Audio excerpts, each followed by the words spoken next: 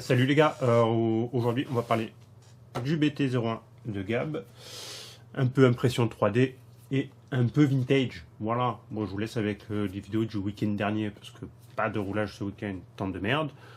Et on se revoit après. Ça marche? Ouais. Merci. Mais ça me fait peur quand même.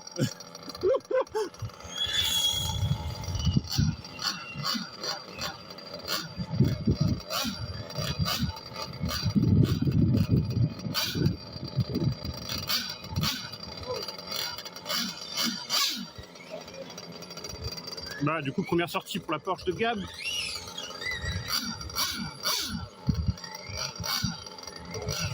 Bon, il va falloir qu'il apprenne à régler son frein parce que là à mon avis ça va être violent.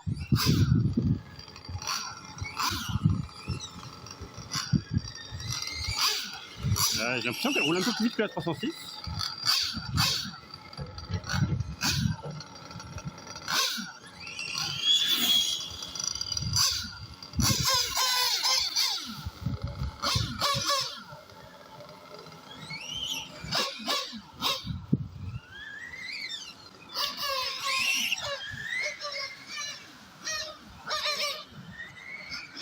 Laisse passer, laisse passer.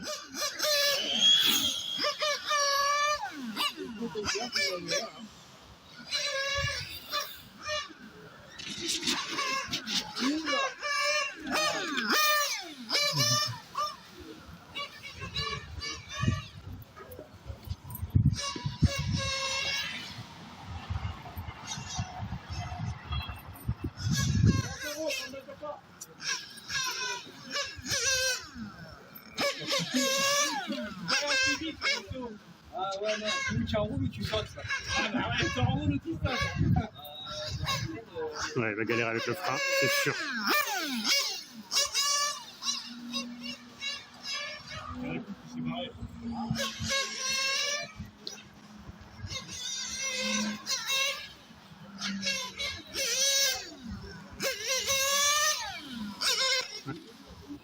Première marque.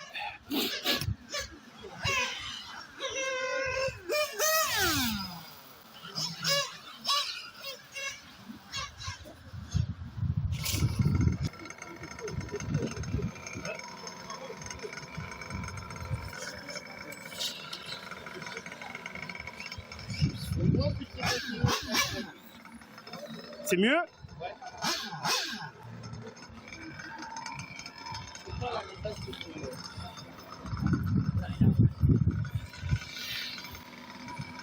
Elle tire à gauche. Ouais.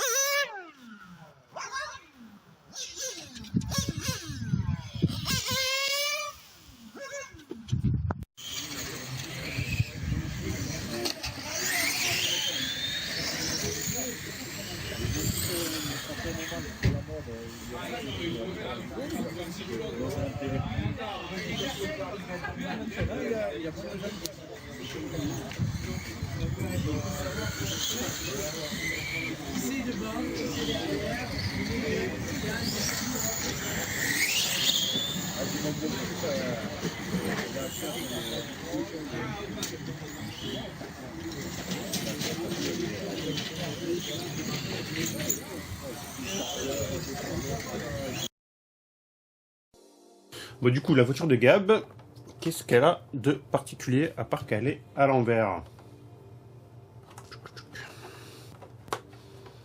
Donc, très jolie carrosserie de Porsche RS2, si je dis pas de bêtises. Hop! Ouais, on dirait presque le même châssis que le mien. Donc là, on a les jantes. Même cerveau. Bon, en fait, on a exactement les mêmes montages. À la couronne près. Parce que je crois pas qu'il ait monté la couronne 61. Il a encore la couronne 68. Il n'y a pas grand chose à dire. Il a gardé pour le moment le variateur sur le dessus avec le ventilateur.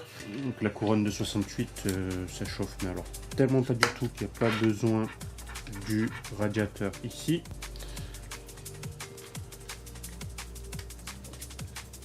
là, il a tout centré, ce qui est pas mal. Donc, plutôt bien.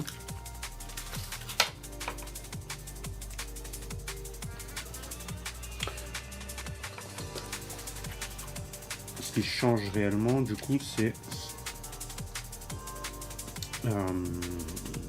la barre de direction.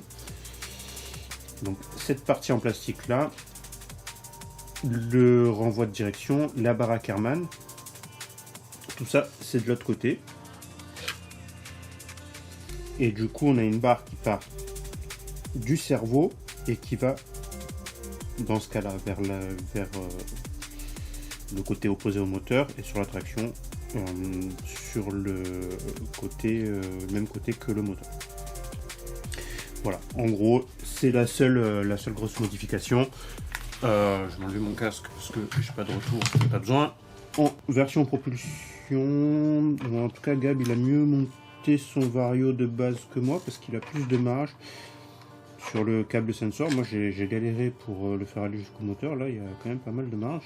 Il y a une particularité à savoir sur le châssis à propulsion.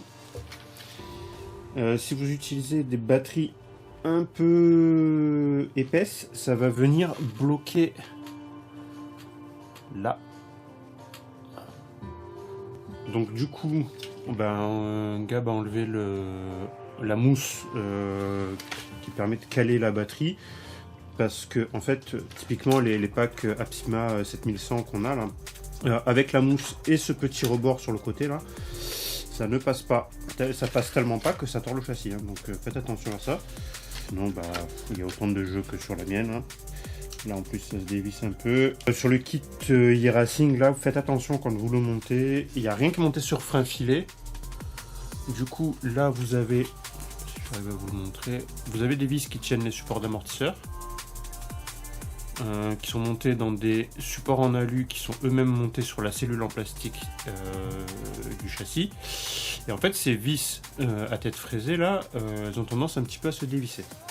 Je pense qu'il va falloir qu'on se familiarise un petit peu avec l'engin parce que moi j'ai pas de propulsion, donc je sais pas encore de propulsion, on va voir ça tout à l'heure. Mais je pense qu'il va falloir une petite phase d'adaptation, surtout par rapport au 4x4. Voilà.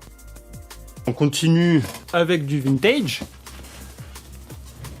Un boomerang qui, je suis au regret de vous l'annoncer, s'est cassé hier. Donc je devais faire ma vidéo hier et en fait quand je l'ai posé sur la table, il s'est cassé. Voilà, je suis trop deg.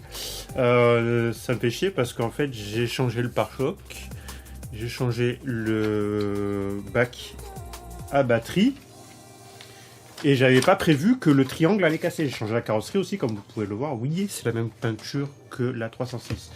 Oui. Et je vais vous montrer quand même ce que j'ai fait dessus. Donc, une jolie carrosserie. Voilà. Un aileron qui est vissé dessus. J'ai mis un 17 tours et demi. Variateur.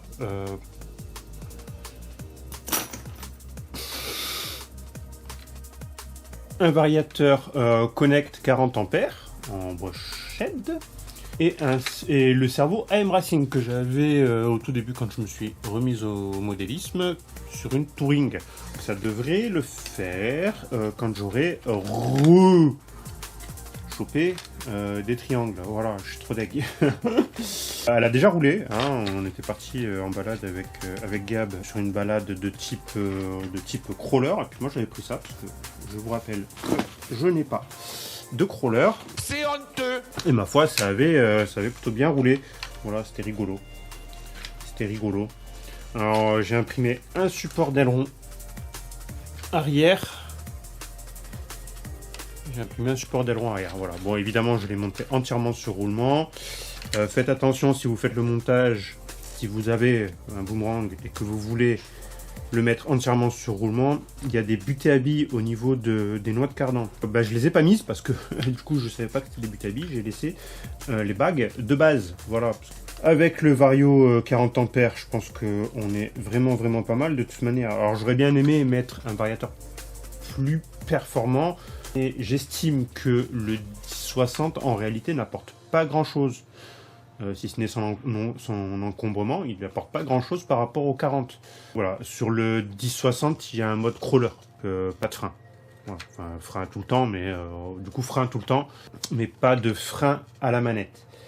Donc voilà, le 1060. Le 1060 quoi, voilà, bon. Et il est plus petit, il est plus... il a cette histoire de système crawler. Mais est-ce qu'on en a quelque chose à foutre sur un buggy? Et enfin, le sujet principal de ma vidéo, enfin, celui que j'ai décidé qu'il allait être le sujet principal de la vidéo. Vous êtes un con, vous allez jeter ça. Oui, je le jette parce que ça, c'est honteux, ça. C'est la Pancar. Voilà, qui a pas mal évolué, comme vous pouvez le voir. Surtout le train avant, du coup.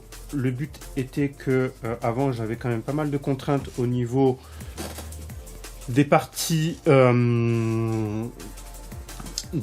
latérales. Ça venait s'appuyer sur le support de batterie de ce côté-là et sur les triangles devant. Donc ça faisait en fait, du coup, une flexion du châssis. Flexion qui évidemment ne me plaisait pas. Du coup j'ai refait tout le châssis.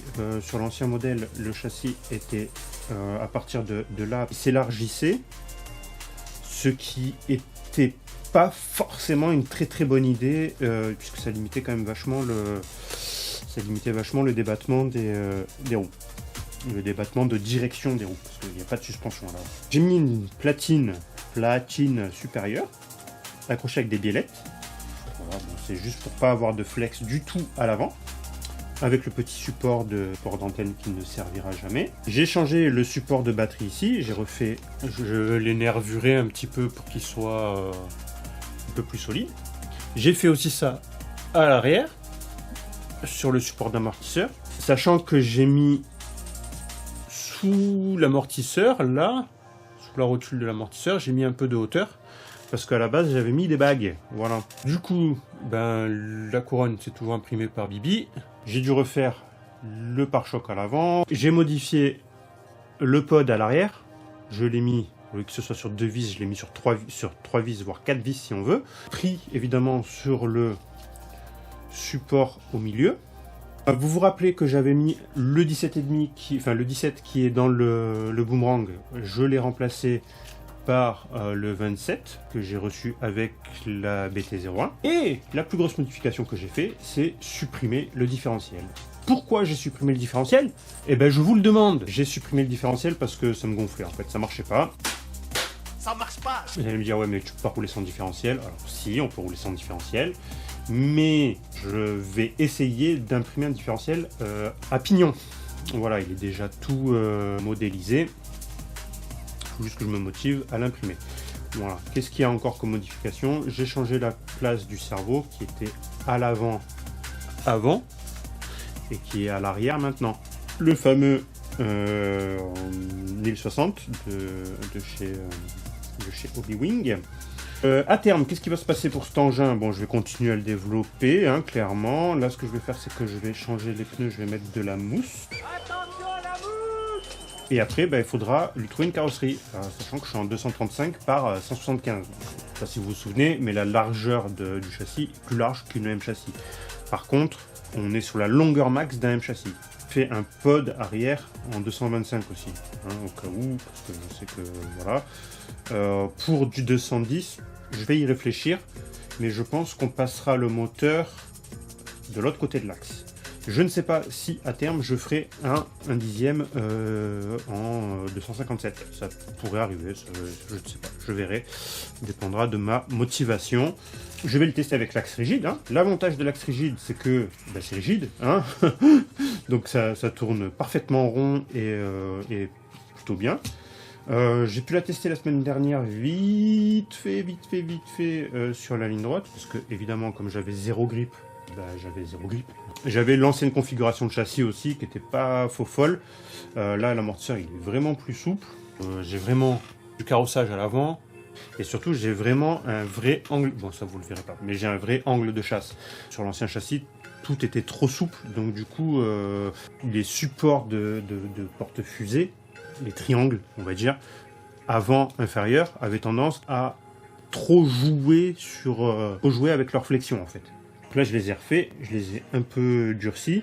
Pareil pour les triangles supérieurs, ils étaient en 3 mm, là ils sont en 4 mm, donc ils ont tendance à plus maintenir le triangle inférieur dans la position que j'ai souhaité, c'est-à-dire avec un peu de carrossage et un peu de chasse. C'est quasiment tout monté avec des inserts. À terme, vous voulez la monter, partez du principe qu'il vous faudra poser des inserts. J'ai jamais fait de tuto là-dessus, mais il y a une chaîne qui s'appelle Barbatronic qui a fait des tutos sur poser des inserts. Il n'a pas fait de tuto.